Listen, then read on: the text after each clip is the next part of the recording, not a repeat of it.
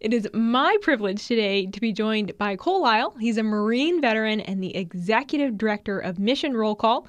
And he's actually here today with his service dog, Kaya, who's on the ground. We can't see, but she's very comfortable. Cole, thank you so much for being here. Absolutely, Virginia. Thank you for having us. Well, I want to get into your story, but before we do that, just give us a brief explanation of what is Mission Roll Call. What do you all do? Yeah, so Mission Roll Call was founded a few years ago to give a direct voice of veterans across America to policymakers, traditional advocacy organizations that most people are probably familiar with, the American Legion, the VFWs of the world. The individual veteran, if they have an idea or a thought on legislation, they can go to their congressman, right? But then they have to go through layers of staff and all that business.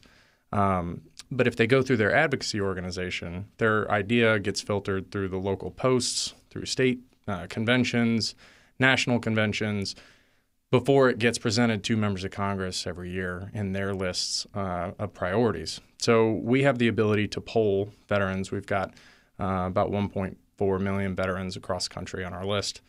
We poll them. We can get as granular as zip code, or we can do national polls on legislation, not specific pieces of legislation, but just policy generally, because we are a 501c3, we're nonpartisan. So we give them the information that veterans across the country feel about certain things. So I'll give you a quick example. The debate about toxic exposures right now is kind of raging in Congress. Over the past 20 years, there were a lot of burn pits in Iraq and Afghanistan where units would just put everything that they had into trash, and veterans were exposed to toxic fumes from various different things that people would put in the trash. So the House passed a version of the bill that would expand not only health care to people who have potentially been exposed to these things, but also disability benefits. I think the price tag on it is something like $150 billion over 10 years, so it is very expensive. The Senate, led by Senator Tester of Montana, who chairs the Senate Veterans Affairs Committee, passed a bill that was health care only, right? So there's a battle going on between the House and the Senate on which version they should pass. So we polled our veterans and said, would you rather see health care only pass now or wait for a larger compromise package that includes disability compensation? And we gave the results of that poll to both committees of jurisdiction as they go through deliberations in this debate. Okay, and what did the veterans say? What did they want? Well, 70% of them, because we put it in context, and we said the likelihood of the House version passing in the Senate is minimal because the chair of the Senate Veterans Committee, a Democrat, Senator Tester, passed the healthcare only version through his committee. It's unlikely that he's going to be willing, for a couple of different reasons, to expand disability benefits. So 70% of them said that they would prefer that Congress pass the healthcare only version of the legislation. Now, we didn't get reasons for that. I certainly have my own thoughts, but it's my opinion that probably veterans feel like veterans who are suffering from these diseases resultant from toxic exposures, they want healthcare to take care of these veterans now, and we'll worry about the disability benefits later. Yeah. So you're really bridging that divide. You're going straight to veterans, you're finding out what they want, and then you're taking that information right to members of Congress and allowing that gap to close. Right. And this is a perfect example because pretty much every other D.C.-based veteran service organization is in full support of the House legislation that would call for the expanded disability compensation, which frankly is what makes it so much more expensive. So there have been some Republicans that have said, we can't afford this. We're already X trillion dollars in debt. $150 billion over 10 years is a huge price tag when you consider that the VA just requested its largest ever budget at $301 billion. But there are also some arguments that the science is really just not there to prove that certain conditions are related to exposures, frankly, because we don't know really what went into those toxic, those burn pits and what people were breathing in. But anyway, so that's, we in this particular case, we're one of the few voices that gave information to members of Congress that was contrary to what most of the veteran service organizations were saying and advocating for. But it's not our position. Yeah. We polled the veterans across the country, and that's what they said. Yeah, I love that. Well, and I want to get in a little bit deeper into the work that you're doing on Capitol Hill in just a few minutes. But let's take a little bit and just talk about your story. So you're a Marine veteran. You served for 6 years, correct? Mm-hmm. So talk a little bit about why you decided to join the Marines and what your experience was like. Well, I grew up in Texas, and I was always service-oriented. I was an Eagle Scout in high school, but also my mom said, when you turn 18, you're either going to school, getting a job, or joining the military, but you're not staying in my house. And I said, okay, well, I don't really want to do what my sisters did, which would be to take out student loans and work 2 full-time jobs during school to try to pay my way through. And I was also self-aware enough to know at the time that I probably needed a little kick in the pants. I didn't have as much discipline as I thought was necessary to be successful in college. Mm-hmm. So I said, I'm going to join the military. And my now brother-in-law at the time was dating my sister. He was a Marine. And I really respect him as a person. And so he was the one that kind of helped influence the choice of service, of branch, which is why I joined the Marine Corps. But I said, I want to serve. If I eventually go to college, it'll be paid for. There was a lot of reasons I joined, but certainly I got a lot out of it. Some good, some bad. Yeah. But I got out in 2014. And where were you stationed over those 6 years? Well, so I joined actually as a reservist. Okay. And then I got activated to go to Afghanistan in 2010, 2011. Spent some time in Helmand Province in 2011, okay. Which was, for your listeners, it was kind of the peak President Obama surge period when there were a lot of Marines in southern Afghanistan. It was a very kinetic time. I myself didn't see like a whole lot of heavy combat, but I volunteered a lot of my time towards the end of my deployment at a trauma center in Helmand for a couple of different reasons. But when I got back, I realized I was having some symptoms. A post-deployment health assessment said I needed to go seek treatment for post-traumatic stress. So I did that. VA prescribed me some medication, went to therapy at what are called vet centers, which are kind of patient VFW, VA-funded VFWs. None of that was really working. I went through a pretty nasty divorce at the same time that I got out of the Marine Corps. Didn't have a job, wasn't in school, and was really lacking purpose and meaning in my own life. And I got into the mental spiral of what am I still doing here? So one night in 2014, I was about 1 to 2 pounds of trigger pull away from becoming a suicide statistic. I'd been drinking a lot that night. If it had not been for a Marine friend of mine that intervened, I probably wouldn't be here right now. But what did he do? He just showed up on my door, knocked on my door, which I'll be honest with you, in my opinion, is divine intervention because my finger was literally on the trigger, right? Wow. So you were ready to take your life. Yeah. And I was actually, in hindsight, I'm very surprised that the knock at the door didn't scare me and jolt my finger. Wow. But he showed up, intervened, obviously. He knew I was having a tough day anyways, which is why he stopped by. Yeah. And I can't explain it, but the next day I just woke up. As I mentioned, I was drinking pretty heavily that night. I woke up and I was just so clear. I wasn't hungover at all. And, my mindset, I kind of latched on to 2 Timothy 1:7, which is, for God didn't give us a spirit of fear and timidity, but of power, love, and self-discipline. Yeah. I think I might have botched that quote, but you get the idea. Yeah. So I decided, instead of thinking I have nothing anymore, I switched it to I have the opportunity to do anything because I wasn't tethered to anything anymore. So I decided to go back into public service. And I only knew one person at the time that I knew was in politics, so I asked her how to get plugged in. So I volunteered with some local political organizations in the Dallas-Fort Worth area. Ended up coming up to D.C. to intern for a senator, interned for Heritage Action for a summer. Through all that, though, I knew that I still needed to find a way for my symptoms, to mitigate my symptoms of post-traumatic stress. And I quit the pills, quit the therapy. I had a friend who had a service dog, so I explored that option, but the VA didn't provide service dogs or any funding for them. So I went out and spent about $10,000 of my own money on Kaya, who is apparently very tired. Yeah.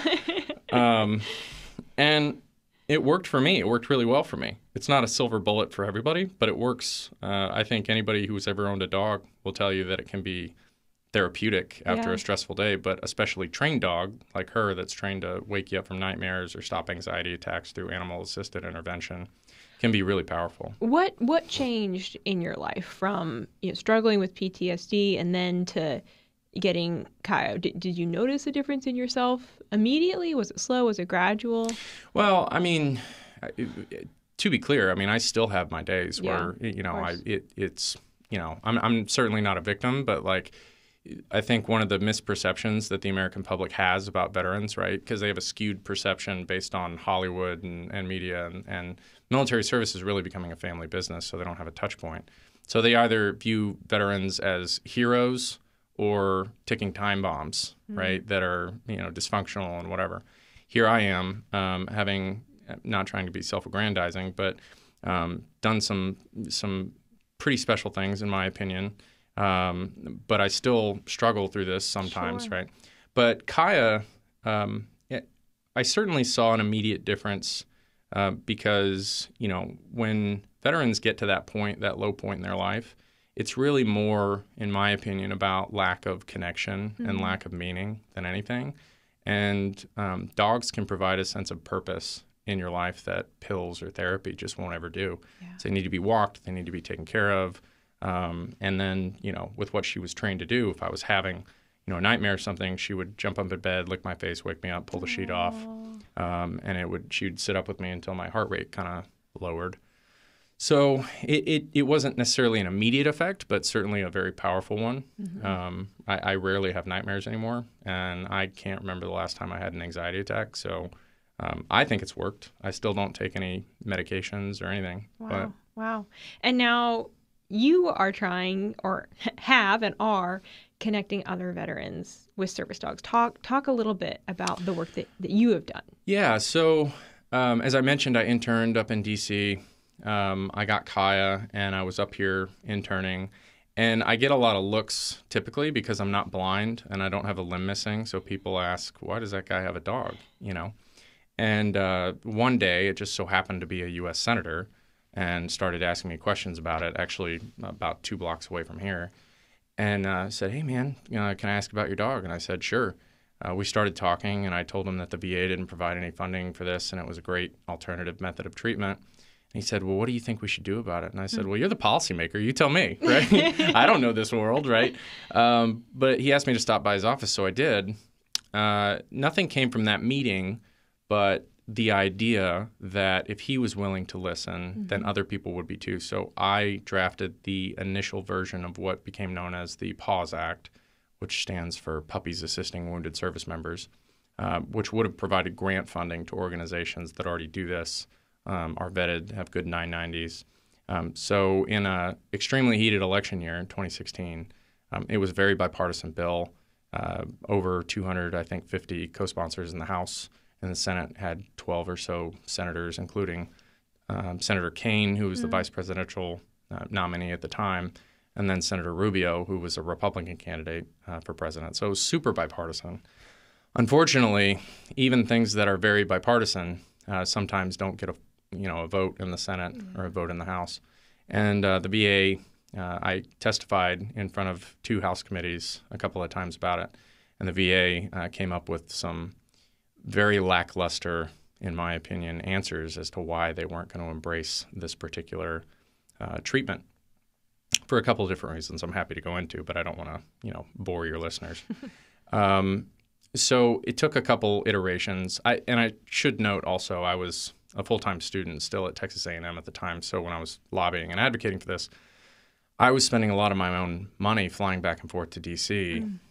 Doing this. And it wasn't until then Congressman DeSantis sponsored the first version of the bill, and we had a hit on Fox and Friends, that people started to take me seriously, that this was an actual legitimate effort that I was embarking upon. So people were like, how can I help? How can I help? Yeah. I didn't have a nonprofit. I was doing this just, I was a citizen that said, this is a problem, and I have a proposed solution for it, and I'm going to spend...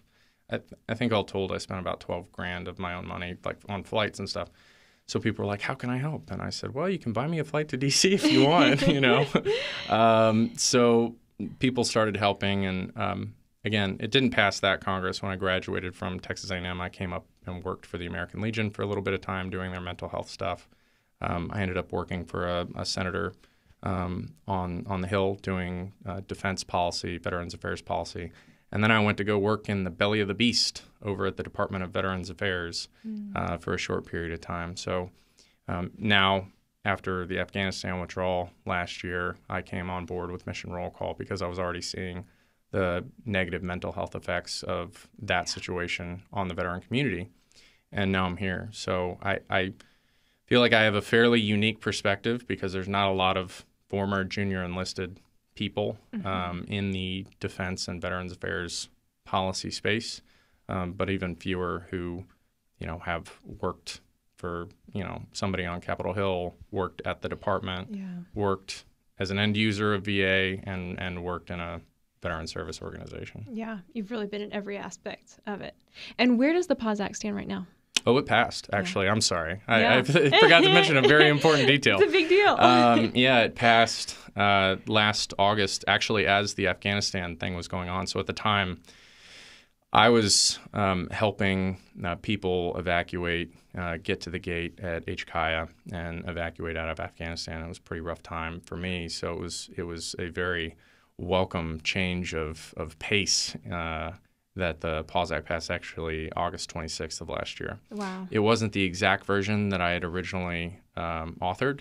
It went through a couple of different iterations, and Congress can't do anything without compromise. So, but yeah, I'm really happy it passed. So now service members can receive these dogs as groups that already are training service dogs. They can receive grants in order to provide these dogs to members who've served. It's not exactly as I had authored it, so it's a bit different than that. Going back to the reasons the VA opposed it, they said there wasn't enough scientific evidence to prove that dogs can be therapeutic.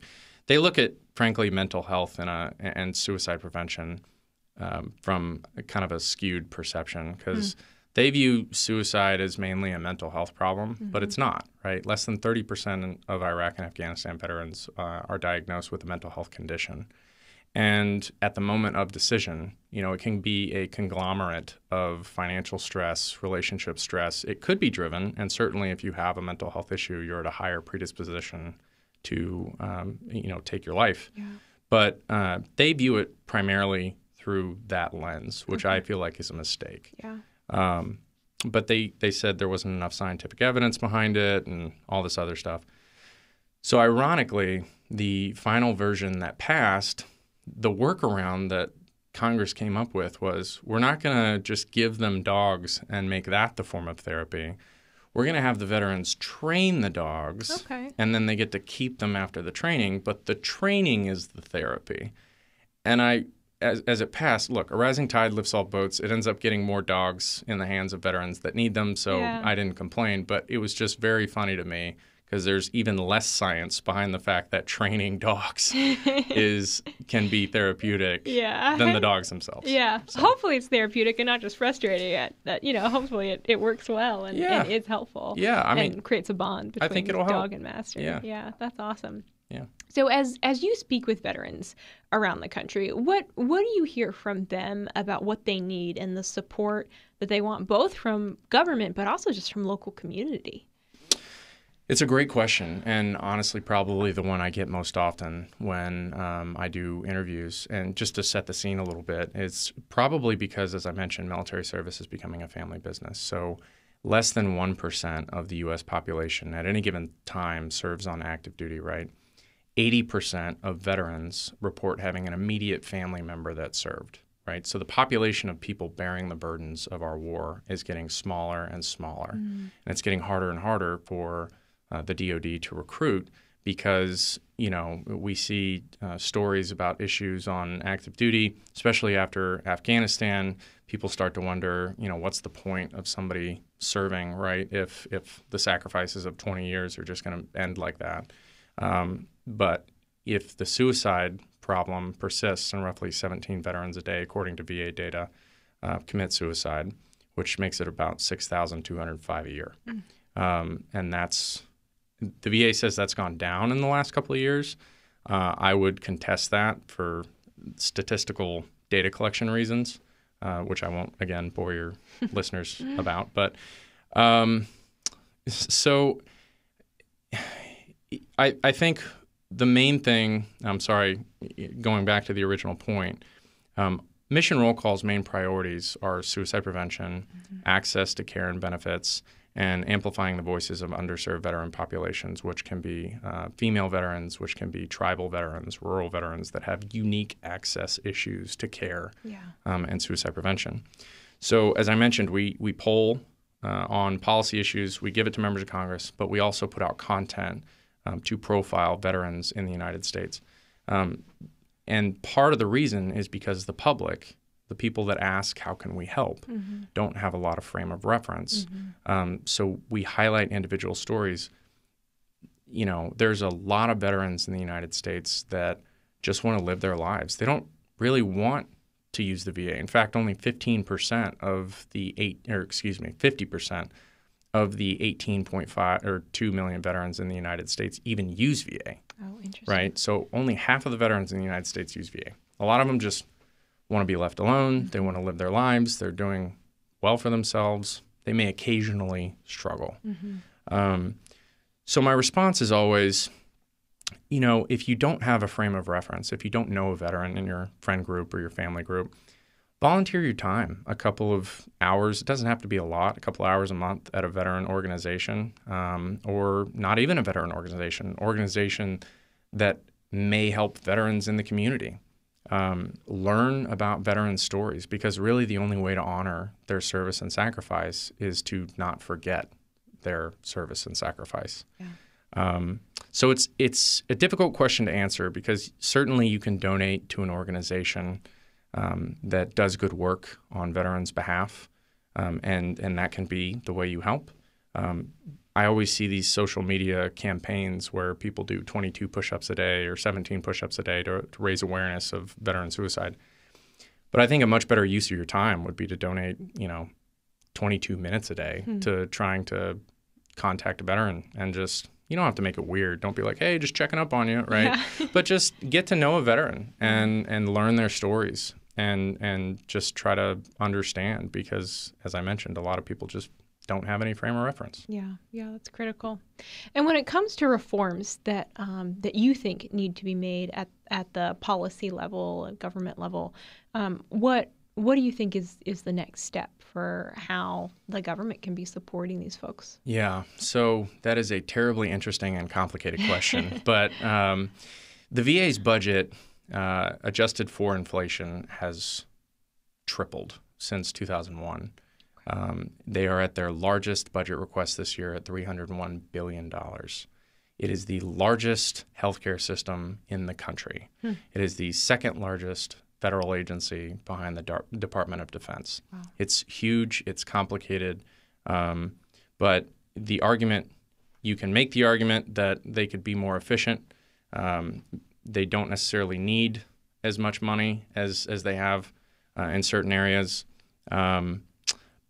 Mission Roll Call's number one priority to try to advocate for veterans last year and this year is to make suicide prevention the VA's number one priority. Right now, it's currently 4B on a list of 1 through 6. And the reason why this is important, it's not a piece of legislation. It's not any funding piece, though certainly there are steps that need to be taken funding-wise for suicide prevention. But the reason this is important is because of the sheer size of VA. It is really difficult to successfully implement reforms and changes from D.C. That work uniformly well. There's a common saying amongst veterans: if you've been to one VA, you've been to one VA, because experiences can vary so widely from location to location. The reason for that is because of the size. Local VA medical center directors and network directors have enormous flexibility in how they implement programs and budgets based on the secretary's priorities, right? So if VA made it its number one priority and kind of shifted the paradigm of how they view suicide prevention, it would help. Now, on the funding piece, the VA's budget request, $301 billion. Earlier, I mentioned how the VA kind of, unfortunately views this through the lens of mental health, which to this point, objectively, has not worked. In my opinion, it will never work. But in the budget, they requested over $13 billion for mental health. And the suicide prevention budget is $497 million, which, if you do the math, is 0.1% of the entire $301 billion budget request. What is the VA's strategy? They view it through mental health, and they say the suicide prevention budget is but a supplement to the larger $13 billion. But what's the strategy for reaching the 50% of veterans that don't even use VA, who, according to them, have a higher predisposition to kill themselves because they don't use VA services? I see. The $13 billion is really solidifying the work they already do in mental health, which, to be clear, mental health care counseling and pharmacological solutions work for some people. Mm-hmm. They do. Pills obviously have side effects, but it works for some people. And it's an important part and can be a very important way for people to get over issues that they have. Yeah. That being said, looking at suicide prevention strictly through that lens, in my opinion, will never work. Yeah, yeah. Now, how can folks get involved with what you guys are doing if they're listening and they're surprised by this information that you're sharing and are thinking, okay, I want to do something. I want to be a part of the solution. Right. How can they do that? Well, first and foremost, thank you for having me and being able to talk about all this. But you can go to missionrollcall.org and get a better idea of the work that we do. You can sign up for our text and email notifications for the content we push out. If you're a veteran, we regularly poll you, as I mentioned earlier, through emails and through text messages. But even if you're not a veteran, we put stuff out. We're on Facebook, Instagram, LinkedIn, Twitter. You can follow us, at Mission Roll Call. We put most of our content there. Education, awareness, advocacy, super important. If you want to make a small donation, I'm not going to tell you not to. The work we're doing is really important, as I mentioned, for a couple of different reasons. And at the end of the day, our number one priority is just to try to get less veterans to take their lives and realize that, you have so much to offer, not only the country and your community, but you have so much to offer yourself by staying here and, finding your purpose and meaning again. Yeah, well, I think it would be anyone's joy and honor to kind of get to act in the position that one gentleman did for you, to be the person that stands in the gap and says, wait, don't pull that trigger. So right. I think that's so many Americans desire to be that person that stands up and is that support for our veterans. So Cole, thank you for your time. We really appreciate it. Yeah, absolutely. Thank you for having us again.